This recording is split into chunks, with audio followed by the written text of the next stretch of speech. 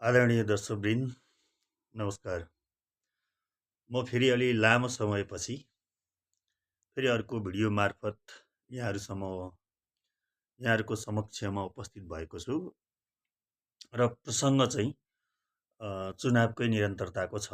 मैले योभन्दा अगाडि 3टा भिडियोहरू फेसबुकमा चुनावको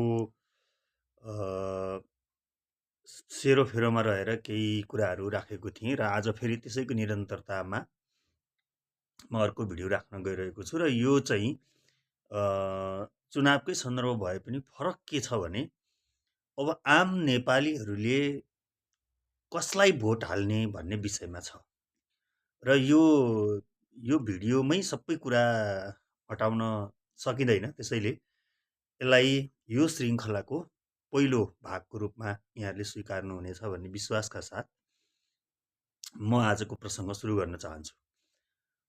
खास गरी अहिले हामी प्रतिनिधि सभाको सभा सदस्यहरूको निर्वाचनको लागि एकदमै नजिक छौँ र अहिले चुनावी माहौल पनि असाध्यै तातिरहेको अवस्था छ।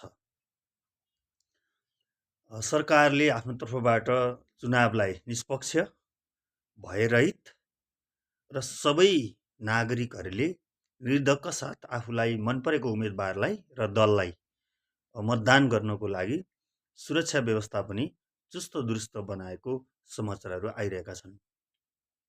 यही सन्दर्भमा आम नागरिकहरूलाई अहिले चाहिँ एक खालको दोधार छ कि हामी पुरानै दलका उम्मेदवारहरूलाई मतदान गर्ने या नयाँ आएका दलहरूलाई परिवर्तनको वाहकको रूपमा मतदान गर्ने भन्ने दुविधा अझै पनि देखिन्छ।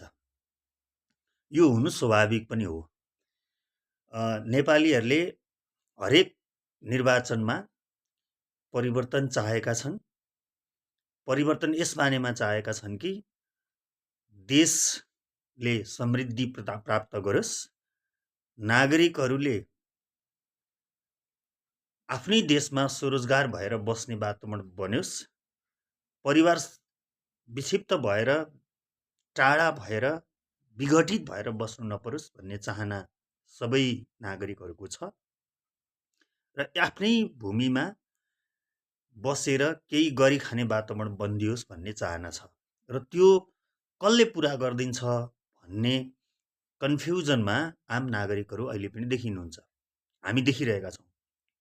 त्यसैले आजको प्रसङ्गतिर लाग्नुभन्दा अगाडि म एउटा सानो मैले 2-3 दिनमा सुनेको केही कुराहरू सेयर गर्न चाहन्छु। जस्तै के भने, म एक दिन पब्लिक बसमा यात्रा गरिरहेको थिएँ। त्यहाँ केही मान्छेहरूले राजनीतिक घटनाक्रमहरूको छलफल चलाउनु भयो र सँगसँगै निर्वाचनको कुरा चलाउनु भयो र त्यहाँ एउटा प्रसङ्ग निक्लिएको थियो, हामीलाई जिल्ला जानको लागि अथवा आफ्नो घर जानको लागि भोट हाल्नको लागि हाम्रो पार्टीका नेताहरूले यहाँबाट काठमाडौँबाट आफ्नो घरसम्म अथवा निर्वाचन क्षेत्रसम्म आफ्नो मतदान केन्द्रसम्म पुग्नको लागि यातायातको सुविधा दिनुभएको छ र खाना सहितको सुविधा छ, खाना पनि मासु भातको सुविधा छ भन्ने छ। अहिले चुनावमा मासु भातको धेरै कुरा उठ्छ।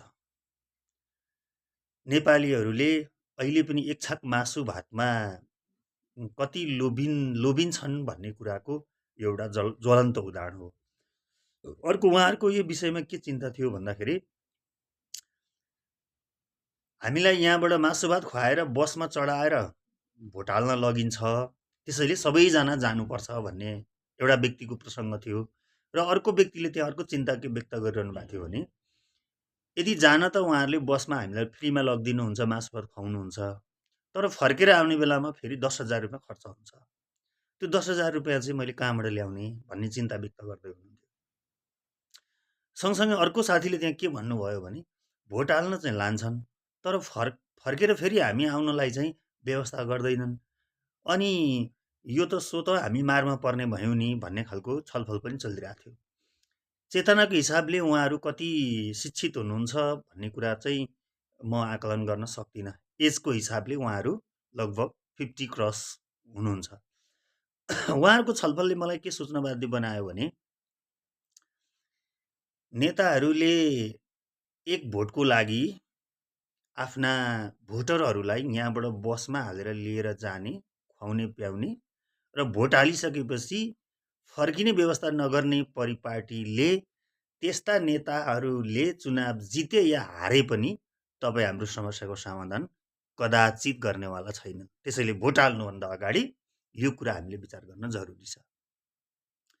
अर्को कुरा, मासु भात, साँझको दारू र केही थान हजारिया नोटहरूको भरमा भोट हाल्ने प्रचलन छ र अहिले पनि त्यसको चलखेल व्यापक रूपमा र विगतका चुनावहरूभन्दा पनि यो चुनावमा बढी त्यो प्रयोग भइरहेछ भन्ने सुनिन्छ।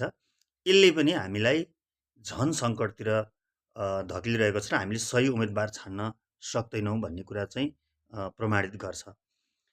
त्यसकारणले हामीले चुनावमा कस्ता मान्छेलाई भोट हाल्ने भन्ने विषयमा चाहिँ संवेदनशील हुन आवश्यक छ।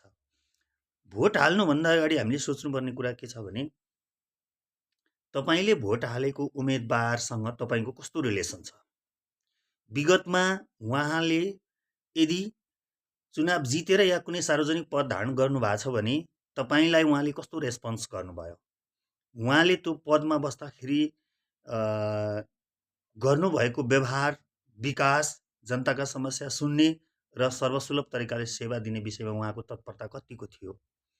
उहाँले त्यहाँ बसेर आफ्नो परिवार र आफ्ना नातागोता या आफ्ना आशैपाशैहरूलाई रिझाउनको लागि उहाँले कस्तो खालको भूमिका खेल्नुभयो, यो चिज पनि हामीले यो पटक भोट हाल्नुभन्दा अगाडि सोच्नुपर्ने कुरा छ।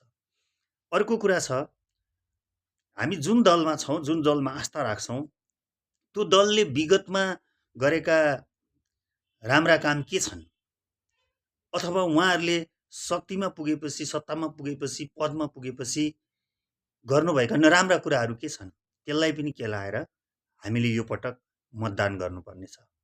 भिडियो लामो हुने भएकोले अरूको कुराहरू चाहिँ म पार्ट 2 मा भोलि फेरि राख्नेछु। अहिलेलाई यति नै। यसको निरन्तर श्रृङ्खलाहरू रहनेछन् जुन दिनसम्म निर्वाचन आचार संहिताले यो चिजहरू बोल्न दिनेछ। धन्यवाद।